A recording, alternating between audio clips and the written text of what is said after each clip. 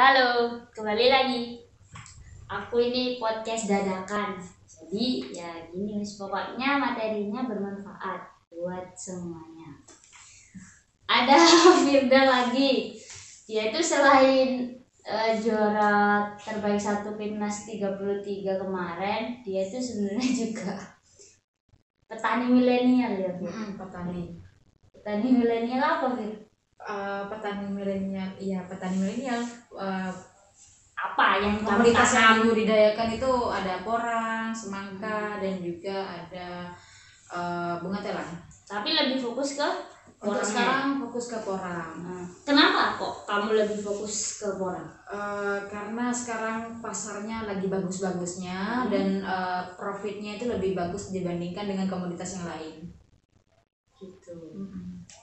Sejak kapan kamu ikut jadi petani milenial porang ini? Kalau petani milenial porang yang benar-benar ditanganin aku itu baru 1 tahun yang lalu. Tapi keluarga itu kenal porang udah 5 tahun yang lalu. Tapi yang benar-benar aku yang megang, ini proyek aku dan aku yang ngembangkan, tidak ada campur tangan dari orang tua, baik itu keuangan ataupun tanahnya, itu baru tahun kemarin. Keren. Berarti kamu memang benar-benar pengen menginovasikan itu ya dengan cara-caramu, keilmuanmu. Kan kamu anak pertanian kan? Iya, benar sekali. Baru lulus juga. Oh, belum lulus. Ya, belum lulus, OTW lulus. OTW lulus. Iya. Terus apa enaknya jadi petani porang?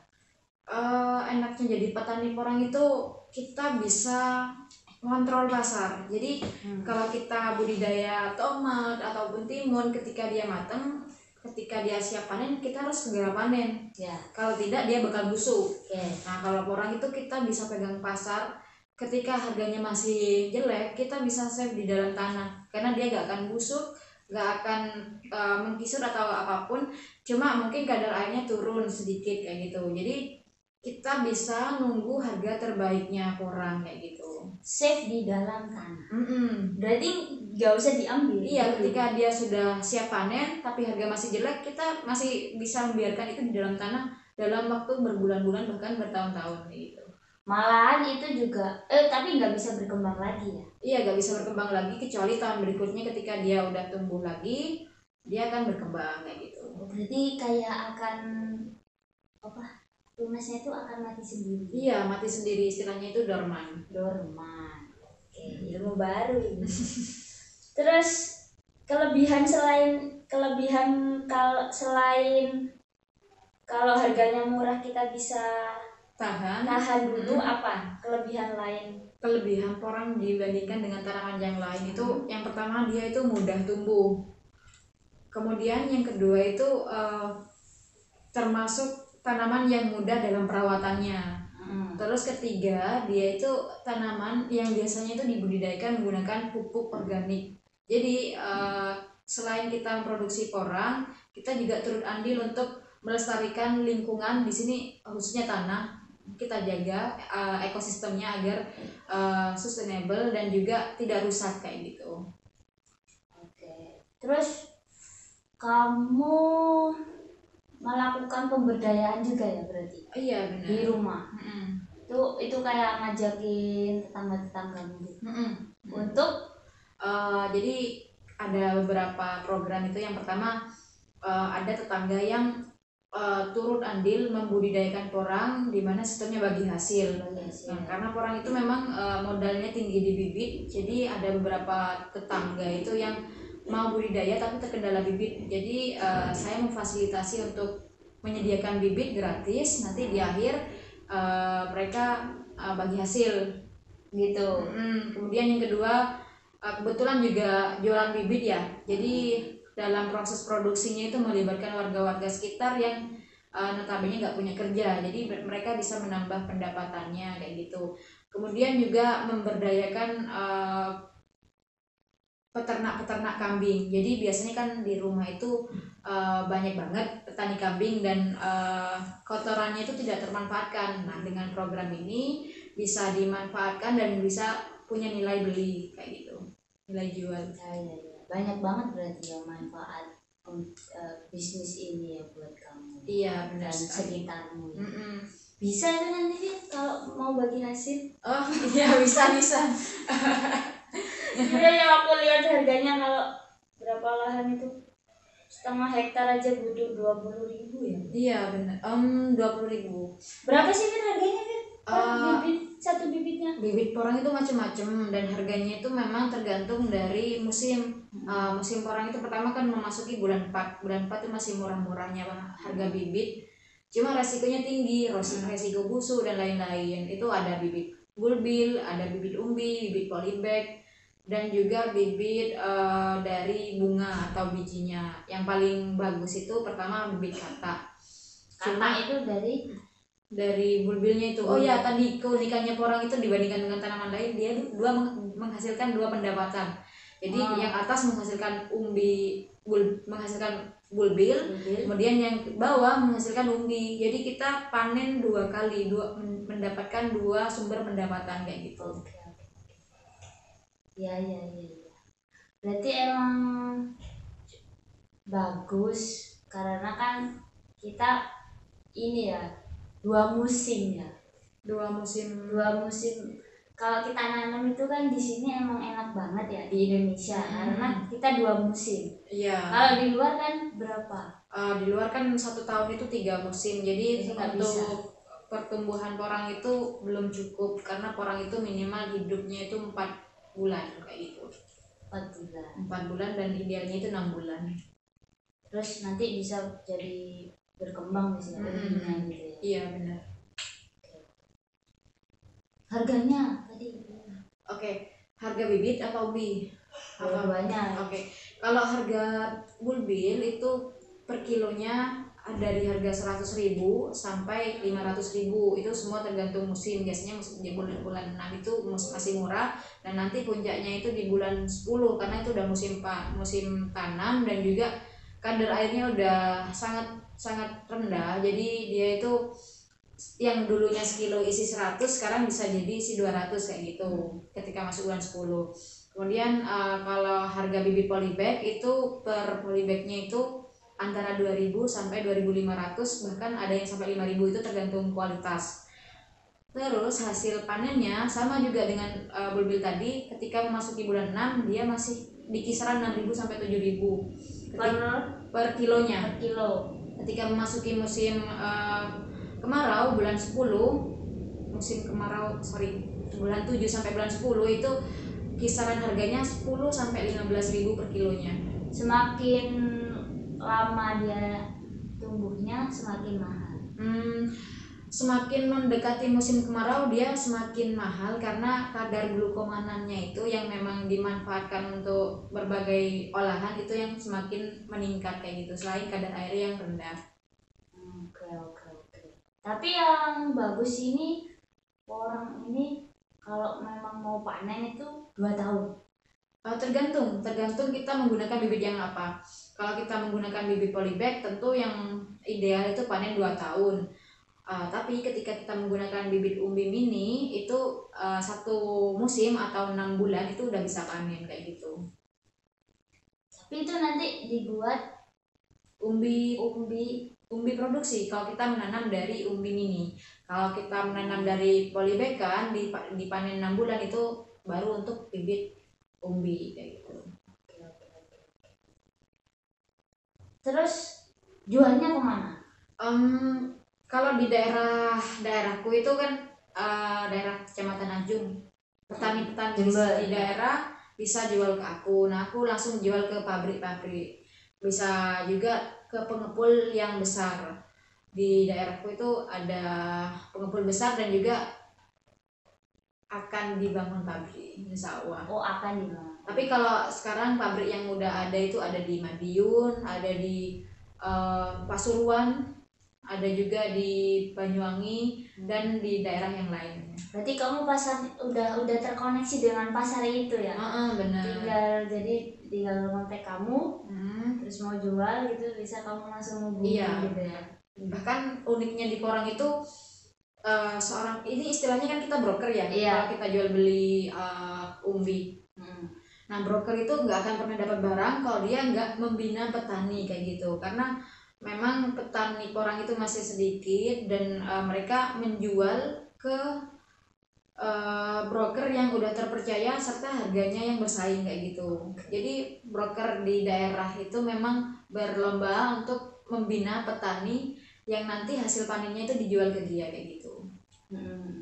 Terus kamu tahu nggak kalau kamu pabrik Madiun, Pasuruan, Banyuwangi itu diproduksi sendiri atau akan dikirim ke luar negeri? Kalau di beberapa perusahaan kayak di Madiun kurang paham, setauku itu mereka cuma bikin chip, kemudian chipnya itu yang dikirim. Berbeda dengan yang Pasuruan. Di Pasuruan itu namanya PT Ambiko. Nah, PT Ambiko itu udah memproses hingga jadi produk siap makan kayak gitu. Ada Mishirataki, kemudian Konyaku dan lain-lainnya. Oh, sebenarnya udah ada ya? Di Pasuruan udah ada. Tapi untuk skala pengusaha kecil belum bisa ya memproduksi sendiri. Sebenarnya bisa, cuma karena memang keterbatasan ilmu pengetahuan dan juga teknologi yang menyokong mesin-mesinnya untuk digunakan dalam proses porang itu masih belum ada, belum memadai kayak gitu, jadi belum bisa diproses. Terus ini lupa, pendapatanmu berapa jadi petani porang gitu? Ini mungkin secara nggak sih general aja. Ini nggak sih potensial nggak sih? Potensial banget.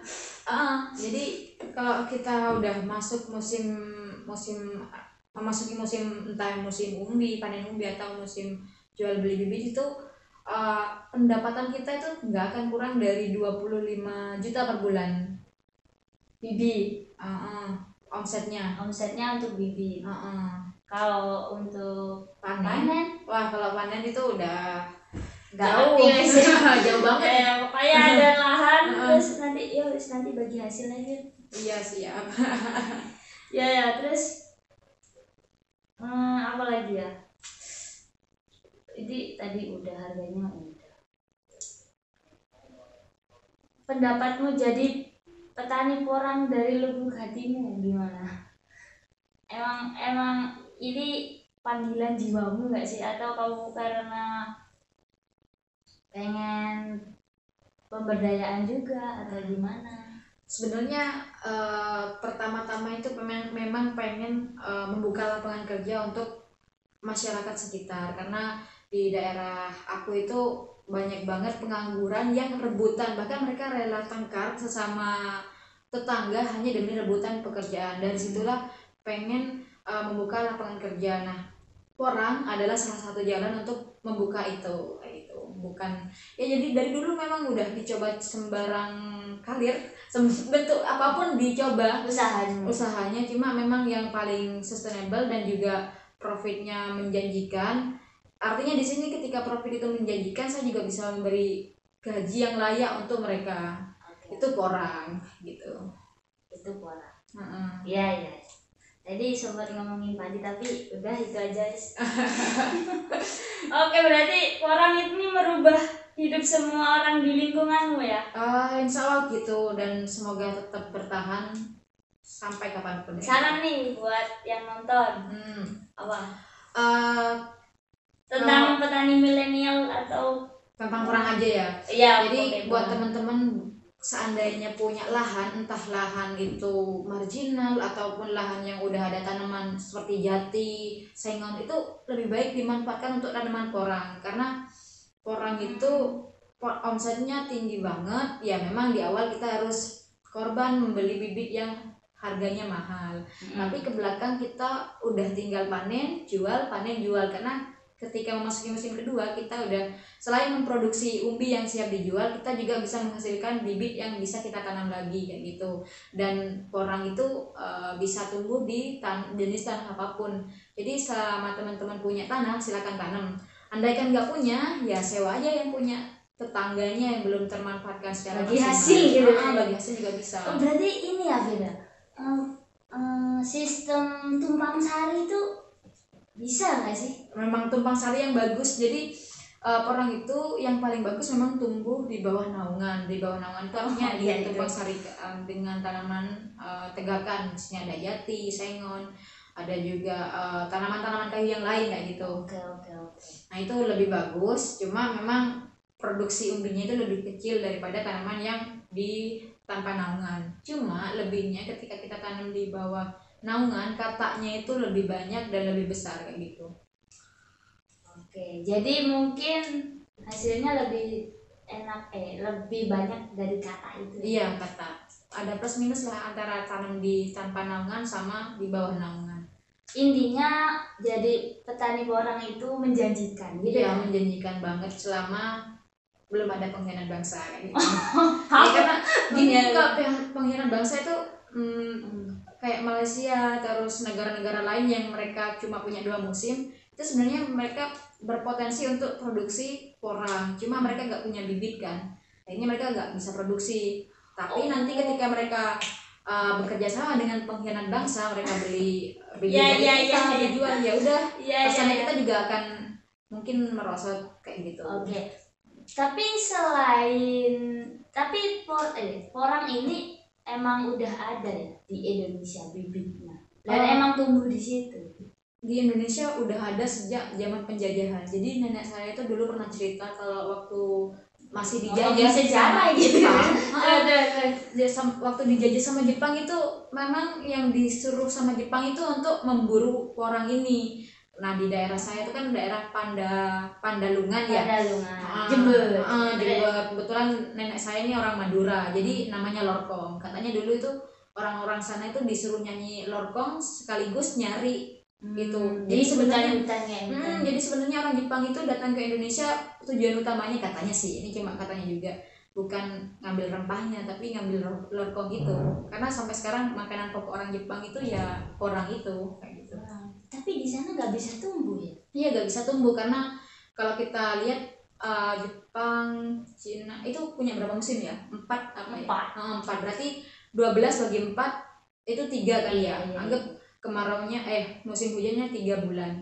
Itu kan nggak mungkin porang hidup cuma 3 bulan kayak gitu. Sedangkan porang itu minimal hidupnya ya 4 sampai 6 bulan, idealnya 6 bulan kayak gitu untuk menghasilkan umbi yang kualitas bagus dengan kandungan glukomanan yang tinggi kayak gitu.